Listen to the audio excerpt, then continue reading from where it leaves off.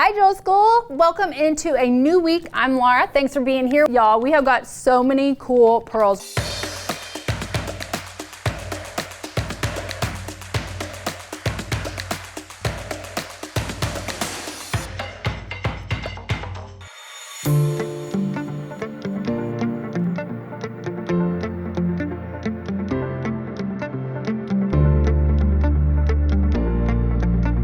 Let's talk about what we are using today. They're white freshwater pearls, 13 to 14 millimeters. They're very irregular.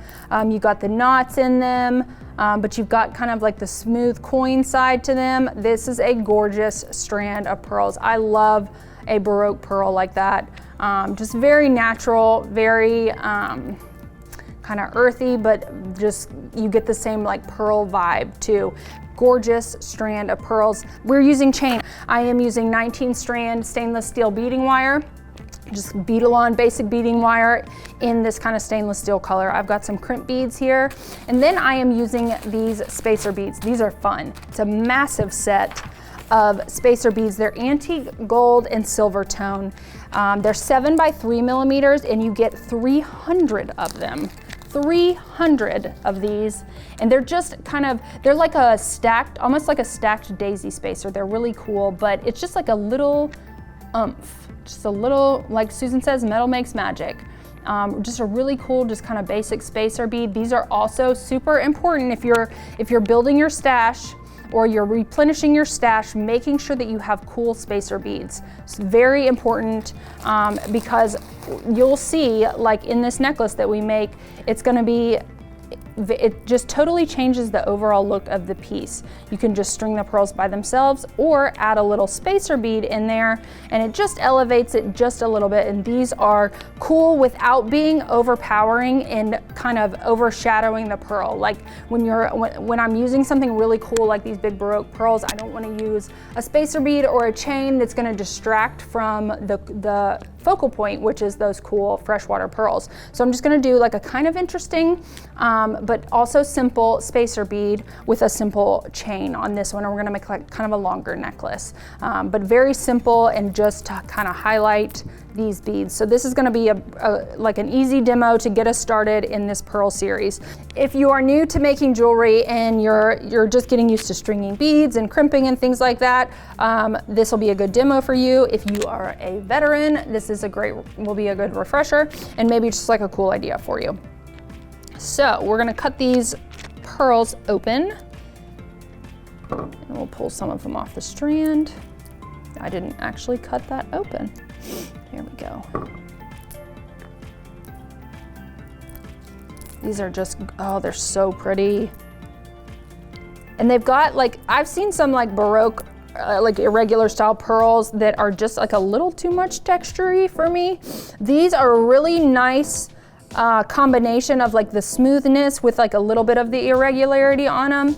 So it doesn't feel like too wacky and out there. They're just like the perfect kind of middle ground Baroque pearl that's just super classic when we're talking about pearls. So we're gonna start stringing these, and this, y'all, this is so basic, but sometimes that's just like what you need. So we're going to string a pearl and a spacer. And I'm gonna keep them all they're kind of directional, these pearls, because they have these like little tails on them. And so I'm gonna keep them going in the same direction. You can switch it up if you want, but I just liked kind of the flow of them going all in the same direction. So we're stringing these on here. Again, this is JMO 622. This is my favorite, well, I can't say that, one of my favorites of the Baroque irregular freshwater pearls. Like I said, it's just a great combination of that kind of natural irregularity and the smoothness of a pearl. And it's just kind of that perfect white with just like a hint of iridescence in there.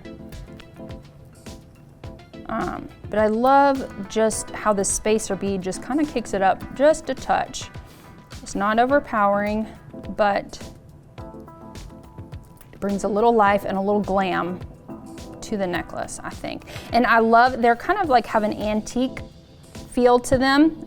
They've got that kind of black in between the beads of on the spacer, which pairs really nicely with this chain in particular. It's the same tone as the chain, and the chain almost has like a little bit of an antique feel. So it's a really kind of a perfect combo there.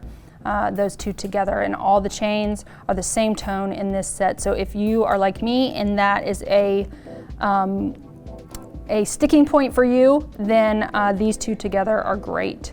I get a little squirrely about metal tones not matching, but that's just kind of my nature. It doesn't bother some people, but it bothers me. Okay, I think that's good. Look at that. Oh my gosh, it's so pretty. Just like, even as just like a collar necklace by itself, I think it's just so pretty with those just spaced out by those funky little texture spacers. So next we are going to crimp this. So we are going to drop some crimp beads out here, and we're gonna just crimp this right onto the chain. So I've cut my chain in half. So this chain comes like as a ready-made necklace, but you can split it. You can cut it in half, you can take links out, you can make adjustments to it. So I split it in half, and I'm gonna have chain coming around, and then we're gonna have that pearl section down there at the bottom. So it's like a really simple, just kind of like everyday, throw it on with like t-shirt and jeans, or kind of dress it up a little bit if you want. So I wanted to give you all something that you can kind of dress up or dress down. So we've got our crimp bead on here. And then we're gonna grab the end of our chain, slide that on there, and then we double back through our crimp bead and pull this up next to our chain. Again, we're gonna give ourselves a little bit of wiggle room. I want a little bit of a loop there. I don't want it pulled up so tight like that my chain doesn't have a lot of movement, a lot of room to move and wiggle around. That's how things get kind of kinked up, and they can kind of not hang right. So just give yourself a little bit of room. We're gonna crimp with, our first crimp is gonna be the back groove on our plier. Give that a squeeze, rotate 90 degrees, and finish off that bend with another squeeze. Then we will grab our flush cutters, and we are just gonna trim that tail off there. That's a great reason to really invest in a good flush cutter. Plier 61 is a must-have. You don't want a little tail of this stainless steel wire poking off. Like if you can't get your cutter down close enough to your crimp bead, you're gonna have a little wire sticking out, and it's gonna poke you, and it's gonna itch your neck, and it's gonna catch on your clothes, and it's gonna bother you. And it's gonna bother the people that wear your jewelry, because it's gonna pick their sweater or whatever it is that they're wearing.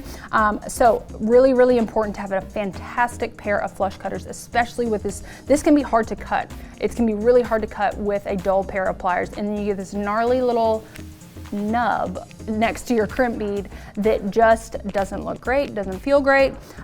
So make sure you are using some really sharp, high quality flush cutters when you are cutting these little tails off. You don't want any sticking out there at all. Okay, so now we're gonna drop this down, and then I'm gonna cut this off my spool. When I can, I try to work from the spool with beading wire or with like metal wire or wire wrapping wire. So I try to work from the spool to keep myself from wasting wire. So I will just give myself enough to do my crimp. You can't avoid having some that you're gonna have to cut off, but working from the spool helps to eliminate waste as far as the beading wire goes. Okay, so we're gonna drop our crimp bead down, and then we are going to add our chain, double back, pull that tight, not too tight. Again, we want to make sure before I do anything, before I crimp or anything, I make sure I've got good movement here, that these are flowing really nicely.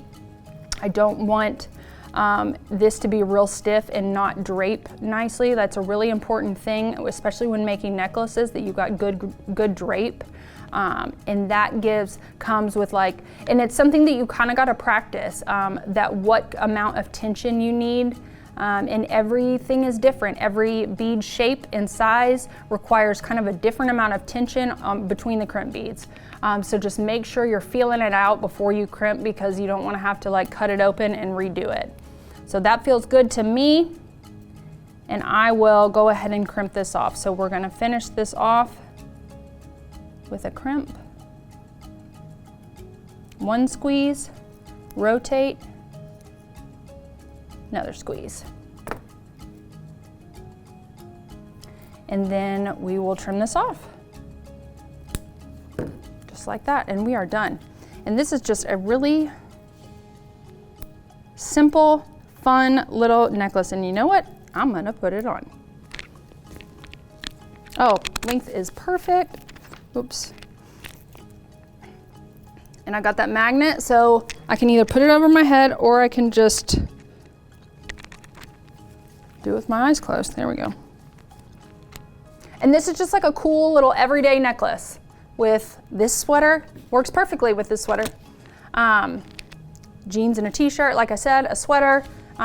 Just a fun little necklace. Hey guys, thanks for joining me today. I hope you enjoyed today's demo. If you need any of the tools and supplies that we used today, check out the links in the description below. And while you're down there, I want to know what you think about this color combo. Let me know in the comments, and don't forget to like, subscribe, and ring that bell so you don't miss any future videos. Bye y'all.